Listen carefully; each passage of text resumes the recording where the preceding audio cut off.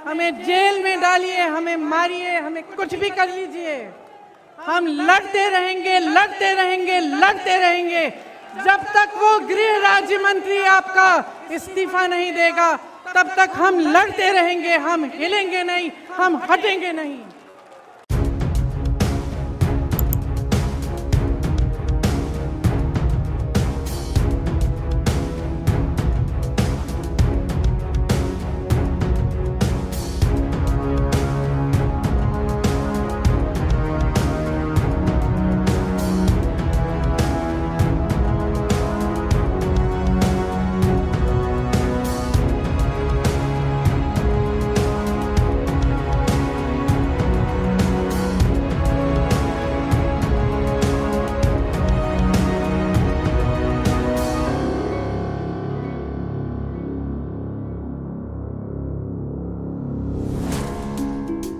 जो परिवार है, पीड़ित परिवार है, उनके घरों में उन्हें नजरबंद किया गया, लेकिन अपराधी को पकड़ने के लिए एक भी पुलिस वाला नहीं निकला।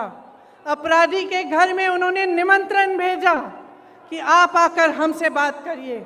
आपने किसी भी देश में, दुनिया के किसी भी देश में या इस देश के इतिहास में आपने कभी ऐसा देखा है कि एक आदमी 6 किसानों को कुचल दे, 6 लोगों की हत्या कर दे और उसको पुलिस निमंत्रण दे रही है कि आइए हमसे बात करिए? आपने कहीं ये देखा है?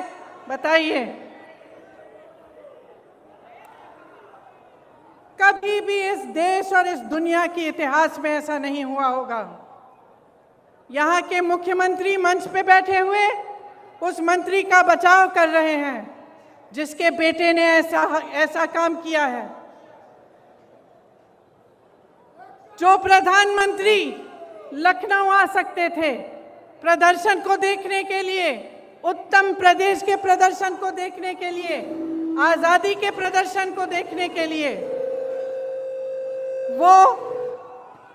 वो 2 घंटे की दूरी पर लखीमपुर खेरी नहीं जा सकते थे उन किसानों के हाथ पकड़ने के लिए, उनके आंसू पोंछने के लिए। ये आजादी किसने दी?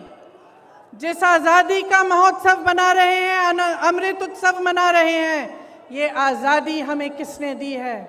ये आजादी हमें किसानों ने दी है, किसान के बेटे ने दी है। इस देश को किसान ने सींचा है, किसान का बेटा हमारी सीमाओं पर खड़ा है आज भी। ये किसान के बेटे हैं जो हमारी सुरक्षा कर रहे हैं, हमारी सीमाओं पे इस देश की आजादी को निर्भर रख रहे हैं।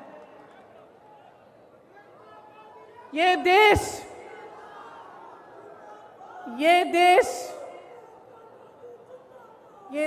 क्या है?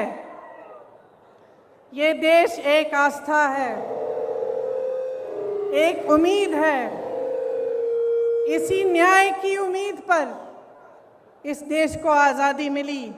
जब महात्मा गांधी जी आज़ादी की लड़ाई लड़ने के लिए गए तो उनके दिल में ये था कि मेरी जनता को, मेरे लोगों को, मेरे देश के किसानों, दलितों, मेरे देश की महिलाओं को, देश के गरीबों को न्याय मिलना चाहिए।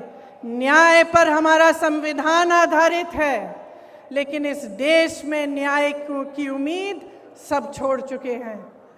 अगर सरकार, मुख्यमंत्री, प्रधानमंत्री, गृह राज्य मंत्री, विधायक सभी मिले हुए हैं, सभी अपनी पीठ मोड़ देते हैं उनकी तरफ, तो किसके पास जाए जनता और क्या करे? आप जानते हैं कि किसान ने 9-10 महीनों से एक आंदोलन जारी रखा है।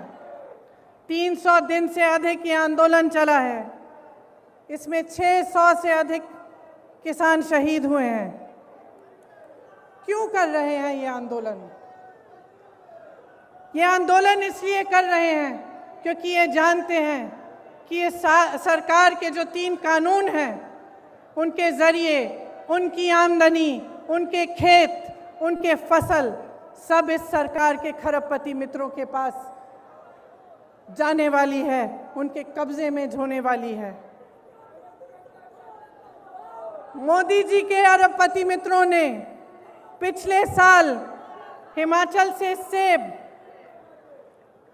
88 रुपए किलो में खरीदा था।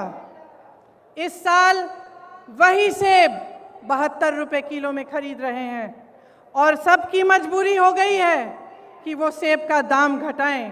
किसान की लागत बढ़ गई है, क्योंकि फसल की कीमत तय करने का फैसला अब खरबपति कर रहे हैं। इसीलिए मनचाहे ढंग से कीमत घटा दी गई। ये स्थिति पूरे देश में होगी।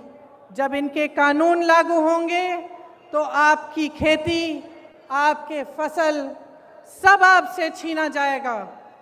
मोदी जी ने जो आंदोलन कर रहे थे उन किसानों के बारे में क्या कहा? उन्हें आंदोलनजीवी कहा, आतंकी कहा, योगी जी ने उपद्रवी कहा, धमकाने की कोशिश की। इसी गृह राज्य मंत्री ने धमकाकर कहा कि मैं 2 मिनट में तुम्हें सबक सिखा दूंगा। आंदोलन करने की कोशिश की तो 2 मिनट में सबक सिखा दूंगा। दुनिया के कोने कोने तक हमारे प्रधानमंत्री घूम सकते हैं, अमेरिका जा सकते हैं, जापान जा सकते हैं, देश देश में भ्रमण कर सकते हैं, लेकिन अपने किसानों से बात करने के लिए अपने घर से मात्र 10 किलोमीटर दूर दिल्ली के बॉर्डर तक नहीं जा सकते।